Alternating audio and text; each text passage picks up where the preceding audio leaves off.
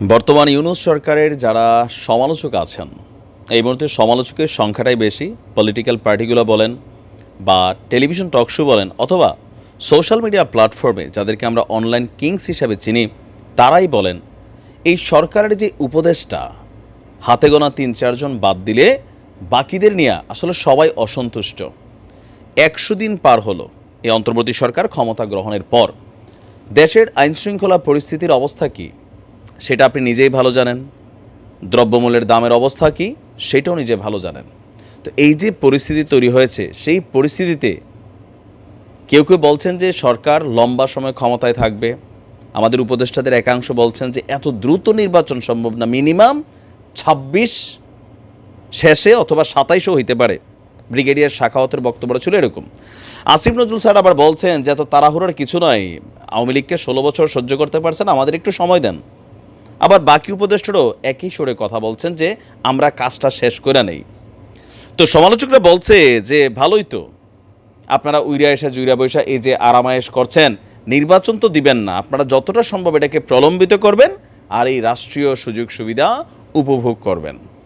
এই যখন সমালোচনার অবস্থান, তখন হঠাৎ করে ডক্টর ইউনূস সাহেবের এক বক্তব্যে বিষয়টা সম্পূর্ণ টার্নিং পয়েন্টে যাচ্ছে।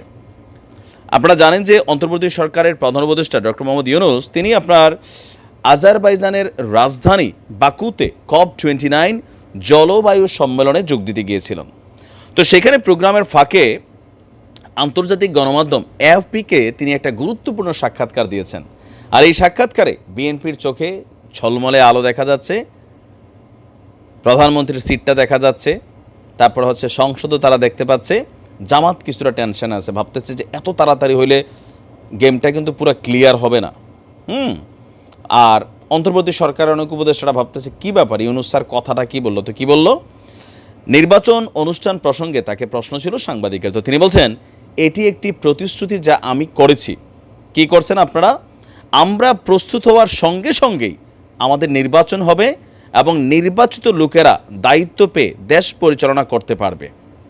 আমরা অন্তর্বর্তী সরকার, তাই আমাদের মেয়াদ যতটা সম্ভব কম হওয়া উচিত। দীর্ঘমেয়াদী যখন উপদেষ্টারা চিন্তা করছেন, ডক্টর ইউনূস সাহেব বলছেন যে যতটা কম সম্ভব সময়ে এই সংস্কার আমরা করার দরকার, ওইটা কইরা দ্রুত নির্বাচন দেওয়া উচিত। ইভেন তিনি বলছেন আগে কিছু সংস্কার প্রয়োজন, সংস্কারের গতি ঠিক করবে নির্বাচন কত দ্রুত হবে। তো তরুণদের উদ্দেশ্য তিনি বলছেন, আবার তরুণরাও বলছেন যে একটা নির্বাচনের জন্য এই যে ছালেরা জীবন দিছে, ২০০০-এর উপরে মানুষ প্লাস মাইনাস মারা গেছে, বলছেন যে ১৫,০০,০০০ ছেলে আহত পঙ্গু অবস্থায় আছে, তারা কি শুধু একটা নির্বাচনের জন্য দিছিল? তাহলে তো বিএনপির ডাকে মাঠে নামতো জনতা, বিএনপি তো নামাইতে পারে নাই। মানুষ আসছে একটা সিস্টেমকে রিবিল্ড করতে। এই জিনিসটা কিন্তু আসলেই গুরুত্বপূর্ণ, সিস্টেমকে রিবিল্ড করতে হবে, নয়তো ওই যে সারা বাংলাদেশে বিভিন্ন জায়গায় যা ঘটছে, লুটপাট হচ্ছে, জাস্ট হাত বদলাইছে, দখলদারিত্ব হচ্ছে, হাত বদলাইছে, চাঁদাবাজি চলতেছে, গুন্ডামি চলতেছে, মব জাস্টিস চলতেছে, কোনো কিছু বন্ধ আছে? মতের বিপরীতে গেলে মায়ের, কখনো সমন্বয় পরিচয় দিয়া, কখনো বা রাজনৈতিক দলের কর্মী পরিচয় দিয়া। তো এগুলোতে মানুষ, শান্তিকামী মানুষ আসলে বিরক্ত, মানুষ পরিবর্তন চায় এই জায়গাগুলোতে। তো কিভাবে আসবে?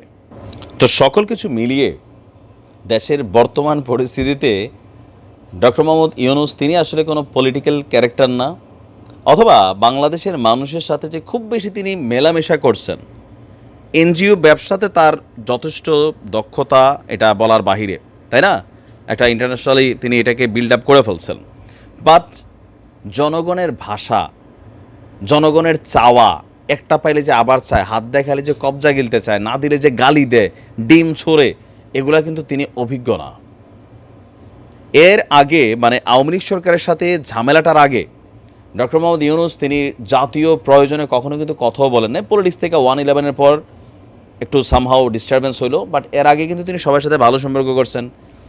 খুব বেশি যে মানুষের সাথে মিশা টিশা কথাবার্তা বলছেন তা না, বাংলাদেশের সাংবাদিকদেরকে তিনি ঠিকমতো সাক্ষাৎকার দিতেন না। তার হাই প্রোফাইল ক্যারেক্টার, চলাফেরা ছিল একদম হাই প্রোফাইল। কার সাথে চলে? বিল ক্লিন্টনের সাথে, হিলারি ক্লিন্টনের সাথে, বাইডেনের সাথে।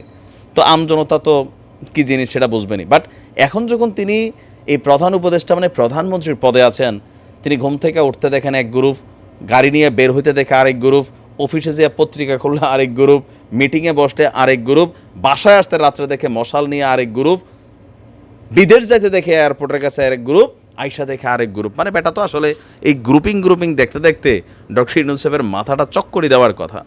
এখন তিনি এই পদ থেকে যে কিছু অর্জন করবেন সেটা কিন্তু নাই, এটা ক্লিয়ার। টাকা পয়সা ধন সম্পত্তি এই লোকের কোনো কিছুই এখান থেকে চাহিদা নাই। বাট বাকিরা যারা আছেন তারার কিন্তু হালকা পাতলা চাহিদা থাকলেও থাকতে পারে। যে সরকার ভাঙা গেল, ধরেন উপদেষ্টারা, এই যে সব বৃদ্ধ মানুষ এখানে আছেন, এরা সব কিন্তু রিটায়ার্ড ক্যারেক্টার।